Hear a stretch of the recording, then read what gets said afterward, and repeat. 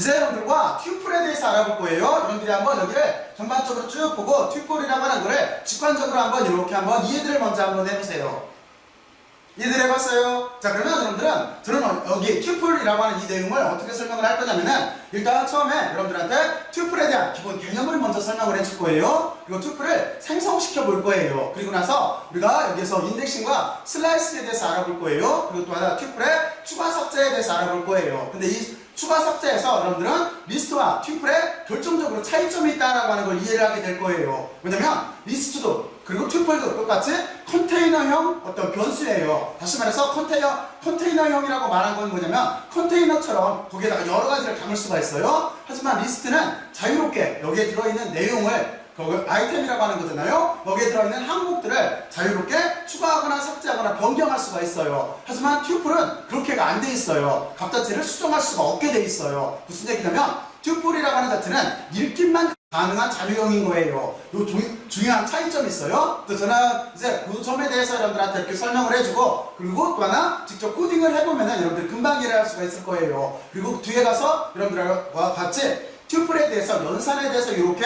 한번 확인을 해보면서 이렇게 마무리를 할 거예요. 자, 그러면 여러분들은 이제 튜플이라고 하는 자체는 저희가 좀 전에 비교를 했듯이 여러분들이 리스트와 비교를 해보면 쉬워요. 근데 결정적으로 공통점과 차이점을 여러분들이 이해를 해야 되는데, 여기에 공통점이라고 하는 자체는 리스트나 튜플이라고 하는 자체는 여러 개의 어떤 데이터, 이걸 항목이라고 하는 거잖아요. 이런 항목들을 담을 수 있는 컨테이너형 자료형인 거예요. 그러니까 여기에는 여러 가지를 담을 수가 있어요. 그리고 또 하나 여러분들이 잘 알고 있듯이 리스트에서처럼 인덱스를 통해서 거기에 들어있는 항목들에 우리가 이렇게 접근을 할 수가 있어요. 여기까지는 같아요. 그런데 여러분들이 결정적으로 차이점은 어떤 게 있냐면, 리스트는 이게 가변적이에요. 그 안에 들어있는 컨테이너 속에 들어있는 내용들을 우리가 좀 전에 설명을 했듯이 추가하거나 삭제하거나 변경할 수가 있어요. 하지만 튜플은 변경 불가예요. 리스트는 변경을 할 수가 있고 튜플은 변경 불가예요. 여러분들은 먼저 이 점에 대해서 이렇게 잘 이해를 하고 있어야 돼요. 그리고 또 하나 차이점이 어떤 게 있냐면, 나중에 여러분들이 딕셔너리라고 하는 거를 배울 때 딕셔너리라고 하는 구조는 키와 밸류로 돼 있어요. 그런데 키값이라고 할 때, 딕셔너리의 키값이라고 하는 자체는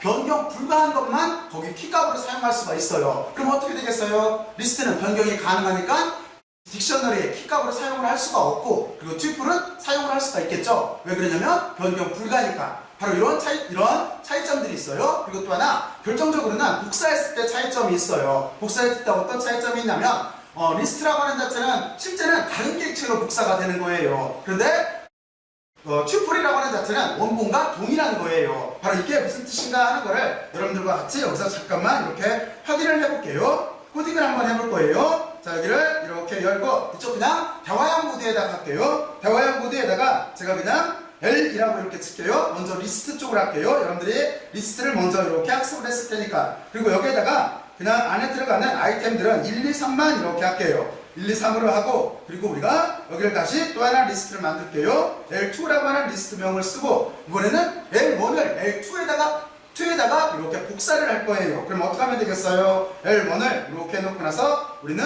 이렇게 콜론을 쓰면 되겠죠? 콜론으로 이렇게 해서 인덱스를 이용을 해서 우리는, 그러니까 인덱스에서 슬라이싱 방법이라고 하는 걸 이용을 해서 여기를 L1에 있는 리스트를 L2 쪽으로 이렇게 옮길 거예요. 자, 그리고 여기서 우리가 비교를 해보면 돼요. 어떻게 비교를 해보면 되는 거냐면, L1하고 여기다가 is를 쓰면 돼요. 그리고 L2하고 이렇게 같으냐고 물어보면 되는 거예요. 그랬을 때 여기 보면은 false가 나오죠. 무슨 얘기냐면 다르다는 뜻이에요. 그러니까 무슨 얘기냐면, 리스트를 복사를 했을 때는 다른 객체로 복사가 됐다는 뜻이에요. 내용은 같을지는 몰라도, 그 안에 들어있는 항목들은 같을지 몰라도 다른 객체로 복사가 됐다는 뜻이에요. 자, 그런데 이번에는 여러분들이 이쪽을 이렇게 복사를 해와서 여기를 튜플로 바꿀게요. 여기를 튜플로 이렇게 바꾸고, 튜플은 조금 이따 보면 알겠지만 여기를 소가로로 써요. 그래서 여러분들이 이쪽을 이렇게 소가로로 바꿔주면 되는 거예요. 소가로로 여기를 이렇게 바꿔주고, 이쪽도 그냥 제가 여기를 복사를 해서 일단 쓸게요. 이렇게 놓고 나서 여기도 여러분들이 이렇게 T2를 바꿔주고, T자는 그냥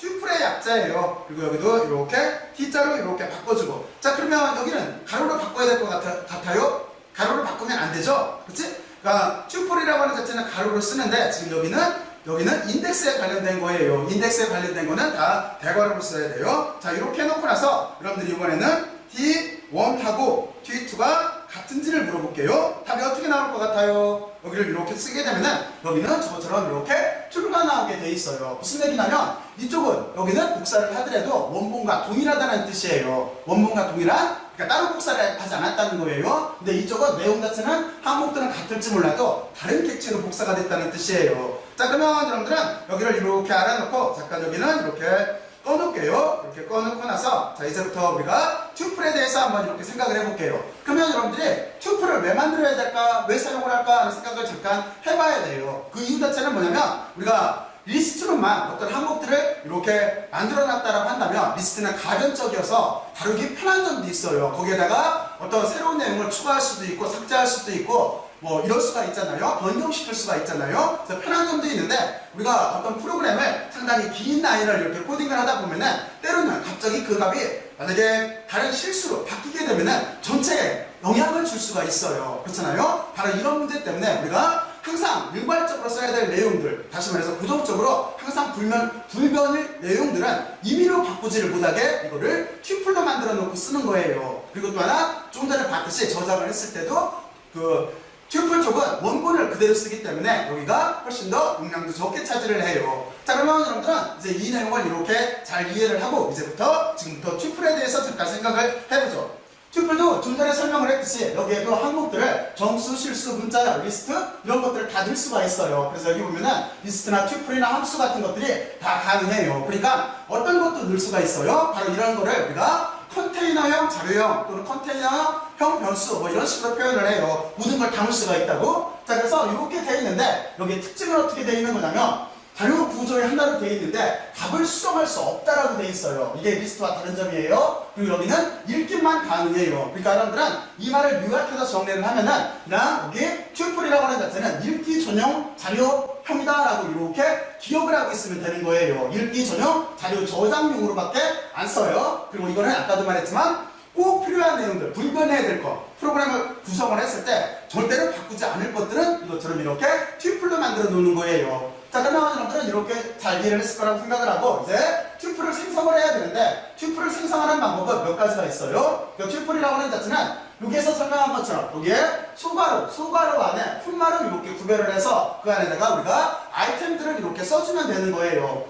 그런데 튜플은 리스트는 반드시 여기 리스트라고 하는 별괄호를 썼어야 되잖아요. 그런데 튜플은 이것처럼 소괄호를 생략을 해도 가능을 해요. 그래서 여러분들이 여기 이 경우를 보게 되면 다음과 같이 이렇게 등호를 중심으로 이쪽은 튜플명을 쓰고 그리고 소괄호예요. 소괄호를 쓴 다음에 항목들을 이렇게 쓰고 콤마로 나눠서 구별을 해도 되고 그리고 또 하나 여기 소괄호를 안 써도 우리는 이거를 튜플로 인식하게 돼 있어요. 그리고 이 튜플에는 좀 전에 여기서 말했듯이 리스트나 튜플 뭐 이런 것들이 들어올 수가 있어요. 그래서 튜플도 이렇게 들어올 수 있고 소괄호인 거 보니까 튜플인 거잖아요. 그리고 이렇게 쓴 거는 리스트일 거예요. 리스트도 이렇게 들어올 수가 있어요. 이렇게도 넣을 수 있어요. 그리고 또 하나 이거를 우리가 단일 항목, 그러니까 튜플 속에 항목이 딱 하나밖에 없는 거예요. 항목이 딱 하나도 이렇게 들어갈 수가 있는데 이때는 여러분들이 조심해야 돼요. 어떤 걸 조심을 해야 되는 거냐면 반드시 단일 항목일 때는 여기에 들어가 있는 아이템이 딱 하나만 있을 때는 반드시 뒤를 이렇게 콤마를 이렇게 찍어서 콤마를 이렇게 붙여서